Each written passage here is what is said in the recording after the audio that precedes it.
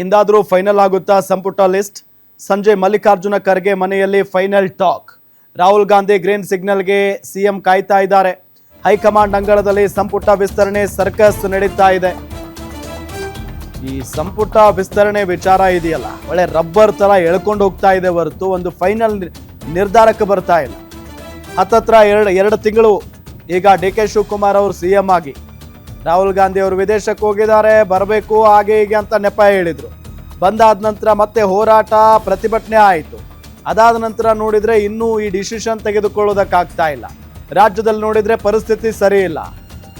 ಇಂತಹ ಸಂದರ್ಭದಲ್ಲಿ ಸಂಬಂಧಪಟ್ಟ ಇಲಾಖೆಗಳಿಗೆ ಸಚಿವರುಗಳಿಲ್ಲ.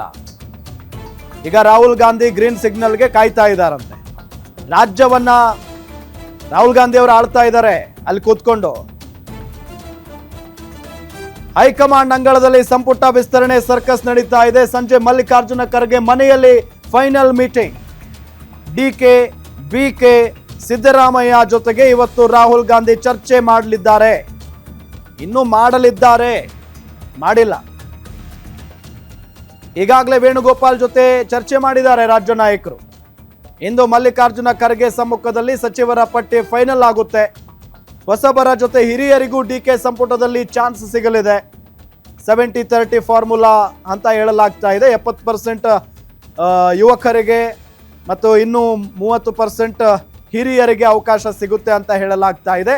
ಕಾದ್ ನೋಡಬೇಕು ಅದು ಎಷ್ಟು ಜನ ಯಂಗ್ಸ್ಟರ್ಸ್ ಅಥವಾ ಯಂಗ್ MLAಗಳು ಅವಕಾಶ ಪಡ್ಕೊಳ್ತಾರೆ ಅಂತ. ಇನ್ನು ರಾಹುಲ್ ಗಾಂಧಿ ಗ್ರೀನ್ ಸಿಗ್ನಲ್ ಸಿಕ್ಕರೆ ನಾಳೆಯೇ ನೂತನ ಸಚಿವರ ಪ್ರಮಾಣ ವಚನ ಆಗುತ್ತೆ.